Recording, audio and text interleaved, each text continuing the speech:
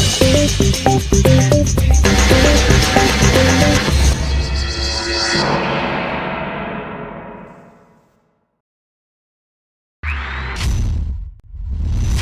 kids, welcome back to Binge Along 5. I'm currently watching Season 2 of Babylon 5, and I'm halfway through the 6-disc set of Season 2. I've set up a playlist where you can see all my review videos. I try my best not to go too deeply into, because I make a lot of notes per episode. But like I say, this is disc 3 of 6, and we're into Bruce Boxleitner's run as Captain John Sheridan. So episodes 9 to 12, I have copious notes. Let's get through it. I'm not feeling too great at the moment. I've had eye issues and I think I may be coming down with a cold, so I'll try and be coherent. Let's dive straight into it. By the way, if you've joined the channel just now, thank you for joining. Welcome. Enjoy yourself. We have only one rule here: have fun and don't be a dick, basically. Okay, episode 9 is called The Coming of Shadows. So what happened in my lists? Oh dear, I just remembered that my handwriting is almost illegible. Right, so we've got what Centauri Emperor visits Babylon 5. Let's wait for the Centauri Emperor to pass in his flying ship. In the opening credits, Robert Russler is still there. Robert Russler is the good-looking but evil guy from Weird Science. He's, I think he should have been a bigger star than he was. Ironically, his sidekick, A1 Robert Downey Jr., is now the biggest star in the world. The very long-standing legendary cowboy actor Malachi Throne is in it as the Prime Minister. Anyway, Jakar plans to kill this Centauri Emperor. Those Narns constantly talking about revenge and stuff, and wiping out the Centauri. But I mean, they've kind of got a reason. But anyway, what does it say here? I gotta apologize. I've had this eye operated on, but now it's gone blurry, and this eye hasn't been operated on. So it's like, maybe I need glasses probably won't check it. Doctor relays an apology from the Emperor to Jakar. Yeah, so this is basically Jakar receives an apology from the dying Emperor, apologizing for all the hardship that Centauri have put the Narn through, and the slavery and the decades or the hundreds of years of ill treatment. And on his deathbed, he basically says, look, tell Jakar that I apologize to his people for everything. It was wrong. And that really hits Jakar hard. He's like, I never thought I'd hear the day when the Centauri would actually apologize to us. And that gets to him. Shadows attack a Narn colony. Londo has a dream about the future and the shadows. Londo dreams of himself being old and an older Jakar strangling him. It's like, is this ever going to end? Jakar, in the end, having been touched by the apology, buys Londo a drink and says, maybe there is hope for us. The Prime Minister gets killed, and the good guys, that's Sheridan, etc., they get a video message from Jeffrey Sinclair. Jeffrey Sinclair obviously was the commander of Babylon 5 in the first season, but had to drop out in the real world because he was having mental health issues. So I guess in a way to just sort of keep him relevant, they filmed some video message of him. His hair's longer, it's almost as long as this. And he says, I'm currently working on living and working on the Minbari homeworld, and I'll try and send you help wherever possible. So it's nice to have a little throwback to Jeff Sinclair. The Narn declare war on Centauri finally, after all that. There is another one of these. One last thing. They don't actually say one last thing, but I said in the past that Babylon 5 does this thing where a scene kind of ends and a character walks out of the room and they stop and turn around and go, And just so you know, you know, it's like that's becoming a little Babylon 5 trope. Jeff sends video to Delenn as well, so he's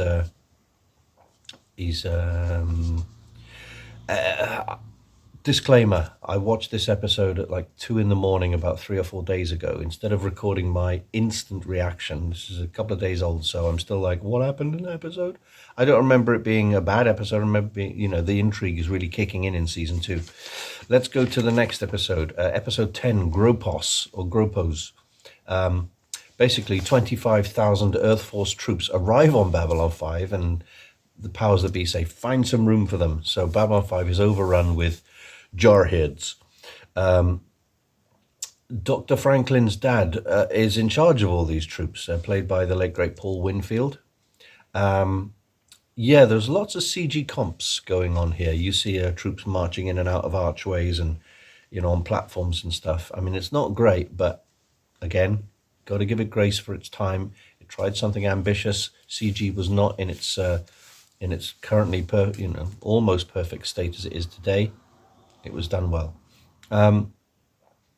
There's an Ellison gag. A consultant on the show is sci-fi author Harlan Ellison, who's a legendary sci-fi author. And there's a bunch of troopers all standing in a row, and the sergeant major is, you know, the drill sergeant is grabbing, Ellison, what are you doing? And he has a go at somebody called Ellison. They tend to throw in little Harlan Ellison gags. Earlier on, they had, I think it might have been Susan Ivanova reading a Harlan Ellison book. What's going on here? So the Earth Force soldiers are sent to end a war and wipe out a rebellion, and they plan to heavily arm Babylon 5 with new weapons. So they do get a weapons upgrade. Robert Russler, again, I mentioned earlier, is in this one. He gets bullied for a change, but not too bad. But basically, the soldiers are making life hell for everyone there, just fighting and etc. Franklin's dad, Paul Winfield, is a xenophobe. So Franklin, there's lots of father and son issues here. Franklin is a doctor, obviously, and he's good at what he does, but his dad has never sort of shown him enough love. I know what that's like. Ivanova hints to Stephen, the doctor, that that his dad may not come back because a lot of the troops have not been told what they're up to. They're told they've got to do a simple exercise, when it turns out it's actually going to be a bit more of a war scenario. And so Ivanova says to Stephen, dude, I didn't get the chance to tell my dad all the things I needed to tell him. Don't make the same mistake as me. Yeah, so there's another one of these bits where somebody walks out the room and goes, just know this. And another thing, I put a big asterisk here. Why isn't Bruce a huge star? Bruce Boxleitner, obviously famous for playing Tron, and Frank Buck in Bring 'Em Back Alive. Bruce Boxleitner, he brings a real gravitas and a likability. He's so watchable, you know. Some actors you kind of think, yeah, hurry up and get off the screen, but Bruce is just great. And why isn't a much bigger star than he was? Even in the 80s, he was a good-looking, square-jawed kind of guy. He should have been doing everything. I mean, he's still a good-looking guy now. He's one of the few members of Babylon 5 who are still with us, thank goodness. And drag him into the MCU, man. Make use of him. He's great. More to the point, make another decent Tron movie. Okay, Garibaldi pulls and blows it. I can't remember. Who's he chatting up? This is... I was thinking of Londo. It's not Londo, it's Garibaldi. Yeah, he chats up some woman, and she's a soldier, and she's kind of like quite liberated. And she's like, hey, let's go for a drink and then go back to your place. And he has a good old snogging session, and then he just stops, goes, hang on, let's slow down and all this kind of stuff. I'm like, dude, you had a sure thing there, but I have been in his position so many times, and sometimes your conscience says maybe we shouldn't, and then about a year or so later you go, maybe I should have. So yeah, poor old Garibaldi. Yes, one of the jarheads is played by Ken Foree, or Foray, depending how you say it. He's been in Dawn of the Dead, Halloween. He's been in Flash in 1991. He plays Private Largo. Private Largo? PF's Large? Not too sure. Writing's bad. But yeah, Ken Foree, famous horror actor, to see him in there with the rest of the soldiers is great. Oh yeah, he was in the original Dawn of the Dead, both of them. He was in the remake, but he was also in the original 1970s one as well. And he plays a big tough guy. There's a fight in the bar. There's a dumb light swing. Yeah, you see them all fighting with each other in this barroom brawl, and then you see this extra sort of grab hold of the swinging chandelier. And he doesn't. Usually you should swing quite far and then boot someone over. But he goes about this far and goes, and it's just bad. Yes, the whole feel of the show is aliens and Starship Troopers. There is some ropey CGI war footage. Yeah, they all start watching this. The soldiers leave Babylon 5. They go out to do their rebellion quashing or whatever they're doing, and there's a woman on screen saying, "I'm here at the scene of the battle when blah blah blah," and it's all badly comped in. The CGI is very, very sparse, and it's really badly sort of blue screened, and it looks pretty cheap. And again, if I was watching this in the 90s, I'd be fine with it. So it's just, it's almost like a cartoon. It's not that good. But what I liked about it at the end, all the characters and the soldiers we got to know, including Garibaldi's love interest, the two guys who are hanging out with Robert Russler, and even an obnoxious guy who's quite a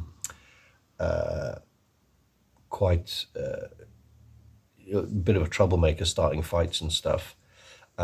We see them all dead. The camera pans across all of them dead on the floor, and it just goes to show that death is the great leveler, and no matter whether they were good people or bad people, war just kills you all. So I quite like the sort of heavy-handed pacifist message there. Okay, let's move on to episode 11, which I watched last night, so I should have a better recollection of what's going on. It's called All Alone in the Night. Excuse me. Let's take a quick drink.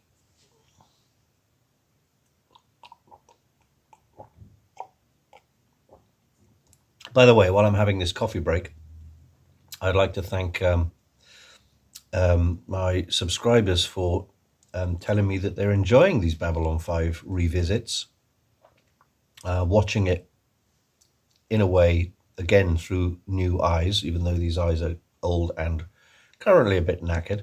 I'm glad you're enjoying it. I do have other shows that I want to watch from the beginning. I was recently given a massive, 20 disc box set of Lost in Space, but sorry, no, not watching that. But anyway, there's other things I want to watch. Okay, episode 11. All Alone in the Night. Sheridan gets into a Star Fury and takes a couple of guys with him out for a survey, looking for clues on ships that have been destroyed by the shadows. They don't find much. Meanwhile, Delenn and Lenia, I always get this wrong, don't I? It's Lenia, not Lenia. Lenia. They travel to a hearing, a council hearing on a Minbari ship. Meanwhile, while Sheridan and his guys are not finding anything out in space, this giant biomechanical style Giga ship comes out of hyperspace, kills one of the guys, damages a second ship, piloted by a young lad called Ramirez, and captures Sheridan. The general arrives. We haven't seen him since, I think, the first season. He arrives saying, "Where the heck is Sheridan?" And Susan's like, he should be back by now. Sheridan wakes up wrapped in plastic in a biomechanical room, lots of plastic, lots of ribbed pipes and stuff. It's all going, they're going for a HR Giga type thing. Very reminiscent of Fire in the Sky, the alien abduction film. So he's wrapped in plastic. Meanwhile, Delenn is berated for changing her appearance and going through her transformation. And she's kicked out of the Grey Council by the rest of the council. She's like, but I must go back to Babylon 5. I'm doing good there. And they're like, well, you feel free to go back. You know, they don't really, they could have just emailed her. Anyway, Sheridan has a fight with an alien guy. He rips out of his plastic bindings, and this alien comes in with a metal bar, and they start fighting. And this alien has got this, he's a generic Babylon 5 alien, you know, rubber mask. He's got some kind of white biomechanical thing on his head, which has got some red LEDs on it. And that's obviously brainwashing him into fighting, because it turns out that they're being tested. Then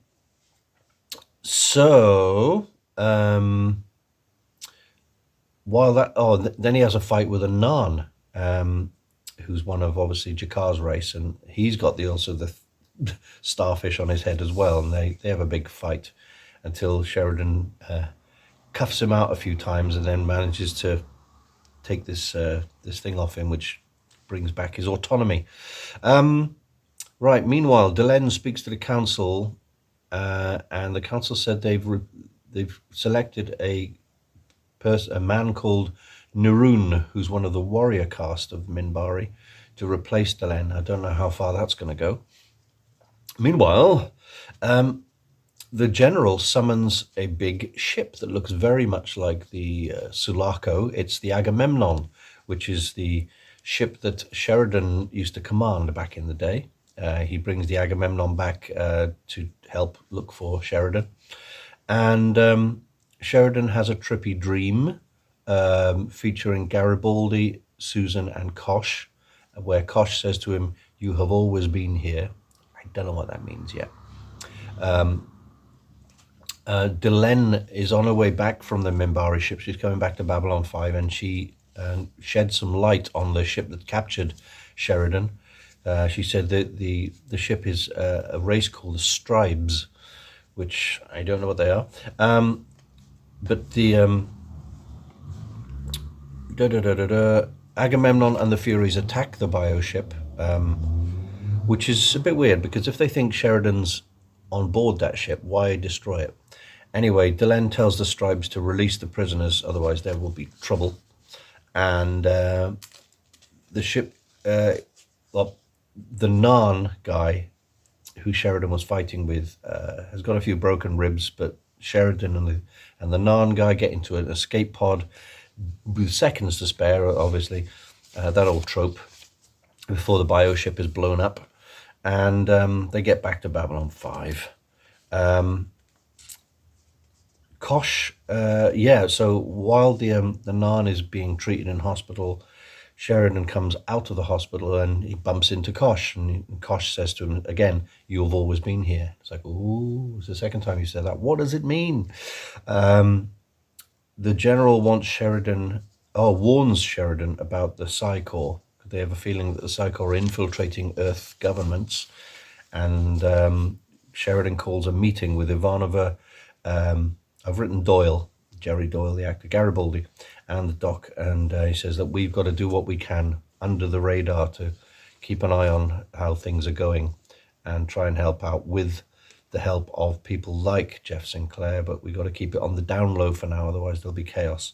And they also like, we join you. So much intrigue is starting. Final episode 12. Thanks for sticking with me if you're still here. Acts of Sacrifice, so two stories in this one, an A story and a B story. The A story is more serious, it's the standard timeline of the show. The B story is a little side thing, but it's more comedic, really, light entertainment. So the A story is this huge Narn ship is attacked by Centauris. Jakar watches and shows it to all the Babylon 5 admins, and he begs Delenn to help him out, and she's like, oh, I can't really get involved because it would be taking sides, but I'll do what I can.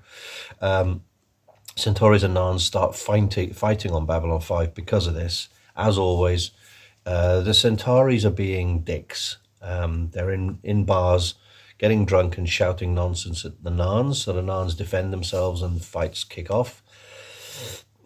So the B story is a ambassador from a race called the Lumati arrive. So you've got the elder, and then you've got this very small guy who's basically his mouthpiece, who they sort of speak telepathically.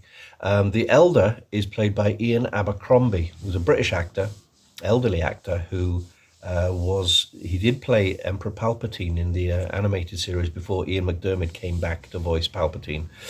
Ian Abercrombie also played, if I remember rightly, Alfred in either one of the TV shows of, the CW, or was it, I think he voiced Alfred in some of the cartoons, some of the Bruce Timm cartoons. Sorry, I don't have my Google foo on at the moment. The younger one, the smaller one, who's doing all the talking, is played by Paul Williams. I think if it's the guy I'm talking about, he has had an acting career, but he's more famous for writing a ubiquitous, very well-known song, which I'm not going to try and mangle by trying to guess at the title, but it is quite a popular song, and I'll put it here. So yeah, they've got this sort of piggy makeup on, so you can't really work out who they are. But they're very hoity. They keep talking about how humans are inferior, and if we have to work with humans, we'll have to, the humans have to prove themselves because we're so superior. It's very much like Isaac in the Orville. Oh, Isaac does that a lot, doesn't he? Oh, we are far superior to humans. Oh, thanks for that, dick. Anyway, Jakar fights a Narn extremist. Yeah, there's a group of Narns who are not Kima Narns or Peshwari Narns. I never get tired of that.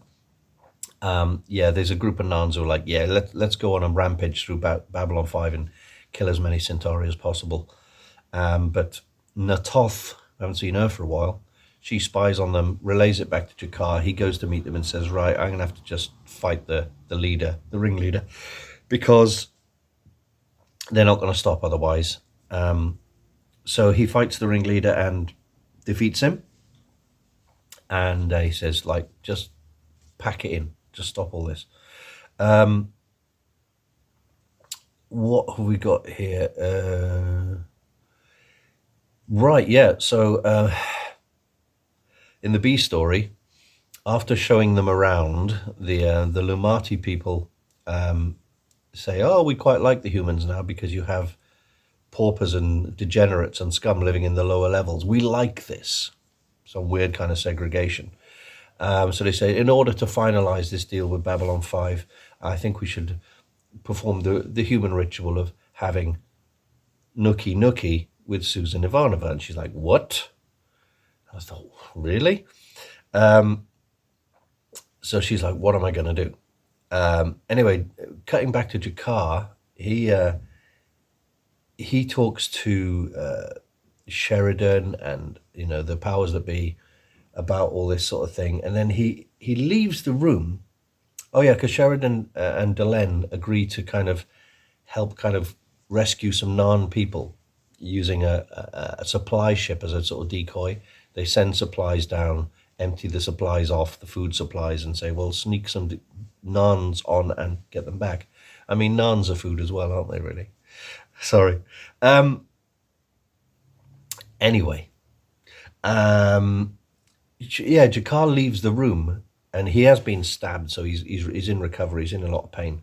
He leans up against the wall, and I can't tell whether he's laughing or crying.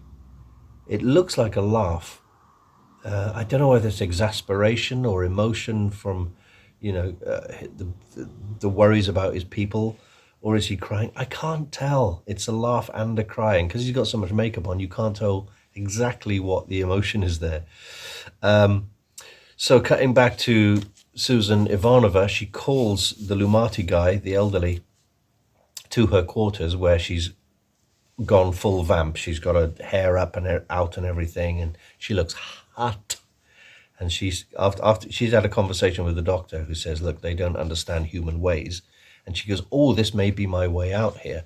So she says to the elder Lumati, "Yes, okay, let's go and let's have indulge in the human ritual of Nookie."